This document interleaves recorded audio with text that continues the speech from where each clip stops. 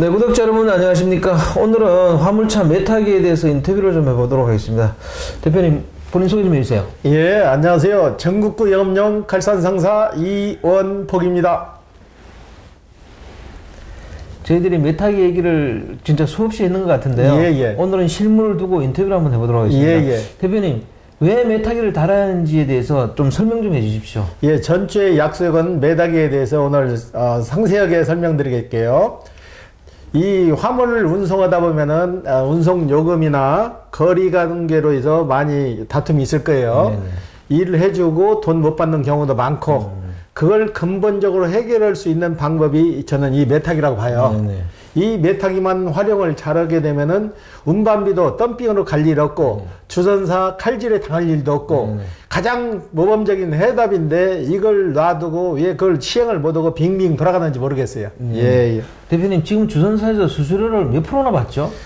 주선사에서 적게는 23%에서 27% 정도 받는 걸로 알고 있거든요. 네네. 예. 문제는 또 화물 운송용 칼질이잖아요. 예. 요 사례 좀 하나 좀 들어주십시오. 저번 유튜브에도 제가 말씀드렸는데 뻥매물이라고 해가지고 터무니없는 금액을 주선사에서 폭리를 취하는 거죠. 네네. 쉽게 말해서 12만원짜리 오다를 4만원에 올려서 8만원을 착복해 먹는 거죠. 그리고 나중에 끝나고 보면은 그 금액이 정정이 돼 있어요. 12만원으로. 그러니까 얼마나 이게 많은 칼질을 하냐고요. 예. 대표님, 이 메타기는 화물차 전용 메타기인가요? 지금 우리나라에 화물차 전용 메타기는 없고 이 메타기 유래를 보게 되면은 1962년도에 택시부터 시작했어요. 1962년도에 택시에서 시행해가지고 화물로 바로 투입이 돼서 전에는 메타기를 꺾는다 그랬잖아요. 태엽 형식으로 돼서 위에서 밑으로 내려서 착하게 꺾었다고. 그래서 메타기를 꺾고 가세요 그랬잖아. 지금은 이제 눌러서 터치해서 가지만은 메타기가 많이 바뀌었죠. 그래가지고 이 메타기를 진행을 하다가 거리하고 금액이 맞지를 않아서 중간에 없어졌어요. 메타기가. 1993년도 7월 1일에 의무장착이 폐지가 되어버렸어요. 그래서 이제 메타기가 없어고 구구주먹식으로 이제 금액을 책정해서 왔다 갔다 한 거예요. 예, 지금은 거리별 지정요금제로 변경이 돼서 운행을 하고 있는데 지금 기사분들이 물건을 하나 가지고 이동을 할 때 어느 정도 거리 운반에서 얼마 받는다는 게 완전 쌍팔년도 방식 구구주먹식으로 운행하는 거예요. 그런데 지금 만약에 이 신형 메타기를 도입해서 이 메타기 체제로 간다면 봐요. 보게 되면은 주행을 누르게 되면 기본 요금 이제 정보고 기본 요금을 세팅을 할 거잖아요. 몇 킬로까지는 얼마 했을 때 뭐 10km로 봤을 때 10km까지는 기본 요금을 얼마를 받자. 그러 했을 때 봐요. 주행을 누르면 기본 가격이 뜬다고.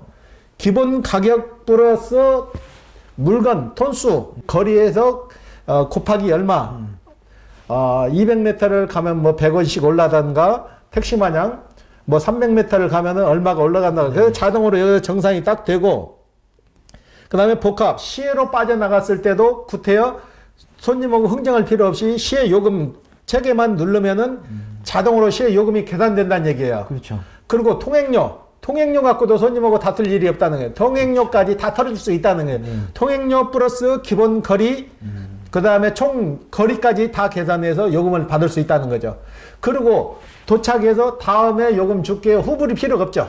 바로 카드를 대면은 카드로 바로 결제가 해서 세금 계산서까지 다 별도로 다 끝나는 한 번에 원스톱으로 될 수 있는 거죠. 이리 좋은 시스템을 가지고 왜 활용을 못하냐. 이건 제 견해로 보는 거예요. 조합 입장에서 의지가 없다는 얘기죠. 화물 조합에 조합원들이 수천 명 있지만은 수천 명이 다 일적으로 나서서 이걸 하자는 못하는 거잖아요. 조합이라는 단체가 있으니까 조합 단체에서 그걸 획일적으로 소형이면 소형, 중이면 중형해서 진행을 해야 되는데 그런 체계가 없다는 얘기죠. 조합원들이 가입비 얼마에 회비 얼마씩 내면은 그걸 가지고 자기네들 월급 받고 유지할 게 아니라 조합원들을 위해서 돈을 더 받더라도 조합원들을 위해서 뭘 획기적인 걸 좀 진행을 하라는 얘기죠. 만약에 화물이 도착하면 여기다가 딱 카드를 꽂으면은 바로 그렇죠. 결정되잖아요. 그죠? 카드를 대면은 바로 금액이 결정나죠.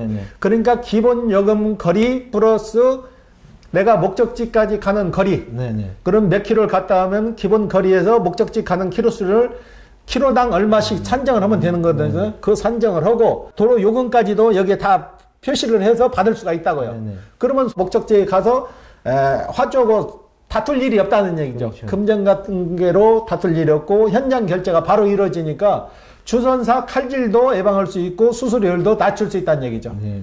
예. 메타기를 중대형 화물차에 당장 달기 어렵다면 개인 소형 시장에는 바로 달아도 되잖아요, 이거요. 충분히 가능하다고 봐요. 저도 나름대로 많이 연구를 하고 메다기 가게 사장님하고도 이 관계로 제가 얘기를 했어요. 소형차에 메다기를 장착했을 때 얼마든지 가능하지 않겠냐 한 게 메다기 지금 가게를 하시는 분도 그래요. 당연하지 않냐 이거요. 택시 책이나 똑같은 거지. 택시 같은 경우는 손님을 모시고 하지만은 화물차 같은 경우는 물건은 상품을 실어 날리는 거잖아요. 가는 거리가 똑같다는 얘기예요. 가는 거리가 똑같고 가는 방법이 똑같은데 왜 가능하지 않겠냐 이거예요. 이것만 잘 활용하면은 이게 정답일 것 같아요. 네, 맞습니다. 예. 이 메다기 달면 주전자 칼질도 예방할 수 있잖아요. 그렇죠. 12만 원짜리를 8만 원, 4만 원에 올릴 수는 없는 거죠. 네. 메다기를 찍고 가는데 어떻게 그걸 올려요? 네. 지금까지 이 운반 체제가 완전히 주선사 위주예요.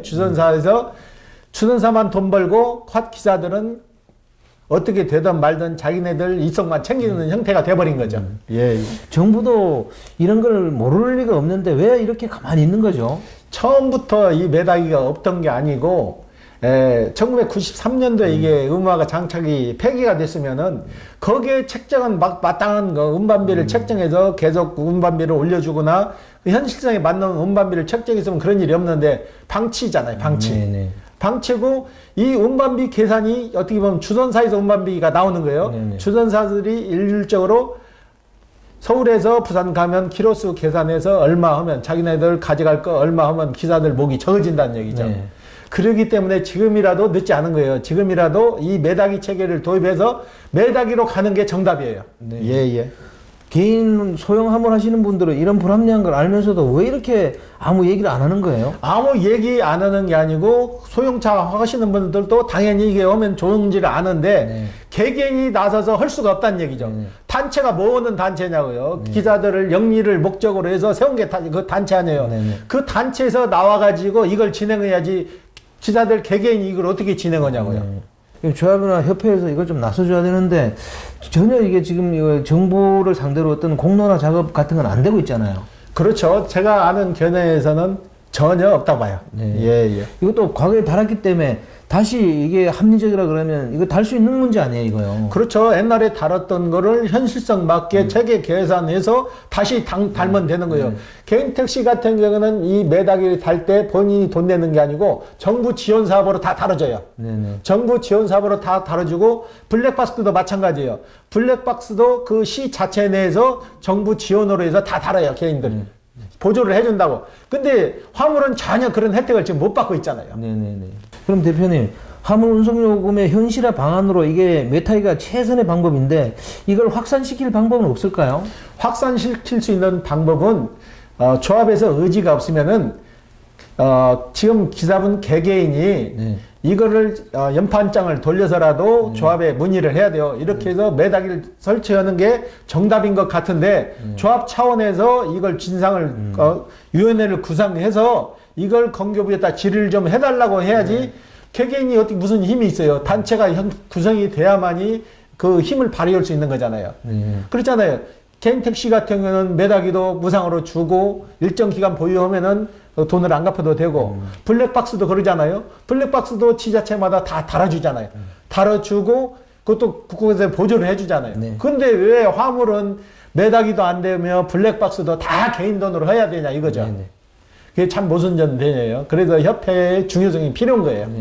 협회도 그렇고 개별적으로 화물인들도 뭐 국토교통부 같은 데다가 좀 질의하고 민원도 내고 그래야 되는 거 아닌가요? 제가 알기로도 개개인이 하시는 분도 있어요. 하시는 분들이 있는데 한두 분이 해서 될 문제가 아니에요. 이건 협회에서 나서가지고 수만 명의 기사를 대변하는 협회라 같으면 협회에서 나서서 일을 진행해야지 개인이 진행하라고 되면 그 비용이나 일 보던 부분에는 누가 손실을 지냐고 네. 본인 당시 생활에 바로 지장이 오는데 네. 그래서 협회가 중요한 거고 협회비를 더 받더라도 이런 걸 확실히 해결하게 되면 조합원들이 그걸 이 협회비 된 걸 아깝게 생각하겠냐고 네네. 일을 안 하고 협회비만 가져가니까 조합원들도 식상하고 그러는 거지 이런 문제 착착 해결해 주면은 조합비 뭐 얼마나 내라면 안 내겠냐고요. 네. 예. 대표님이나 저나 화물을 하시는 분들이 열심히 일하고도 제대로 화물 운송 단가를 받지 못하는 걸 안타까워가지고 지금 이거 영상을 만들고 있는데요. 이거 계속 이렇게 방치하면 정말 우리 공정하게 살아가는 우리 사회 이걸 만들기가 어렵잖아요. 이 추세로 가면 화물도 화물 운송도 다 무너지는 거죠. 네네. 누가 하려고 그랬어요? 채산성이 안 맞는데. 그렇죠. 지금도 하시는 분들이 기존에 했던 나이 드신 분들이 어쩔 수 없이 접지 못하니까 그냥 일거리 소일 삼아서 하고 있는 상태로 지금 자꾸 변경이 되잖아요. 그리고 지금 화물차 하시는 분들이 도심지로 진입을 않으려고 하는 게 물건을 싣고 도심지에 진입하면 가격은 이미 딱 정해져 있잖아요. 네네. 쉽게 말해서 인천에서 서울 가면은 뭐 종로를 간다면 몇만 원 딱 정해졌는데 가는 거리가 많이 막히잖아요. 네네. 그런 거는 전혀 감안을 안 해주잖아요. 네네. 근데 매다기를 쓰면은 거리가 밀린 만큼 계산이 되잖아요. 그렇죠. 그렇다고 기사분이 일부러 돈 더 받으려고 백명을 돌아가진 않잖아요. 네네. 여기에 다 찍히니까. 네. 그러기 때문에 가다가 도로가 많이 막혔으면은 그 막힌 만큼 보상도 받을 수 있는 방법이에요. 그러잖아요. 그렇죠. 시간거리 병산제가 되니까 충분히 가능한 시스템이라고. 네. 예. 그리고 짧은 거리는 기본 요금이 있으니까 굳이 화물 하시는 분들이 안 갈 이유도 없고 그죠? 그렇죠. 택시 탈 때 기본 요금 네. 짧은 거리 간다고 손님 안 태우진 않잖아요. 네. 짧은 거리도 갈 수 있고 중장거리도 갈 수 있는 거잖아요. 네, 마지막으로 화물차에 메타기를 장착하면 좋은 점에 대해서 다시 한번 설명 좀 해주십시오. 예, 화물차에 매다기를 장착하게 되면은 기본 요금을 딱 책정해 놓고 거리, 시간 그걸 계산해서 한 번에 다 결제가 이루어지잖아요. 바로 그 자리에서 돈 못 받을 우려도 없고 카드 결제가 되기 때문에 바로 결제가 되고 막히는 구간을 지나서 쉽게 말해서 인천에서 부산을 가는데 그 거리가 많이 길잖아요. 많이 막힐 수도 있잖아요. 많이 막혔을 때 시간, 거리, 병산까지 다 되니까 그리고 도로비까지도 과주들한테 일일이 청구할 수 없잖아요. 도로비까지 다 해서 계산이 되니까 이 메타기가 최선의 방법이라고 봐요. 예. 네, 오늘 인터뷰 감사드립니다. 예. 네, 구독자 여러분, 화물차에 메타기를 다는 게 화물 운송 요금의 최선의 방법인 것 같습니다. 이건 정말 공정한 사회를 가기 위한 밑거름이고 기반이 되는 것 같습니다. 이걸 달아야 열심히 일하는 차주분들은 정당한 대가를 받고 또 화주분들도 정당한 대가를 지불하고 화물을 운송할 수 있는 그런 시스템이 될 것 같습니다. 정말로 이렇게 화물 운송 요금이 현실화가 안 되면 대한민국 물류체계가 정말 어느 순간 갑자기 무너질 수 있습니다. 왜냐하면 진입해서 열심히 일하려는 분들이 없기 때문에 그렇습니다. 지금도 젊은 분들 진입이 상당히 안 되고 있는데 이렇게 되면 나중에 큰 물류시장에 혼란이 오지 않을까 싶습니다. 자, 호화전은 다음 주에 또 다른 주제로 구독자 여러분 찾아뵙겠습니다. 안녕히 계십시오. 호호 아지였습니다.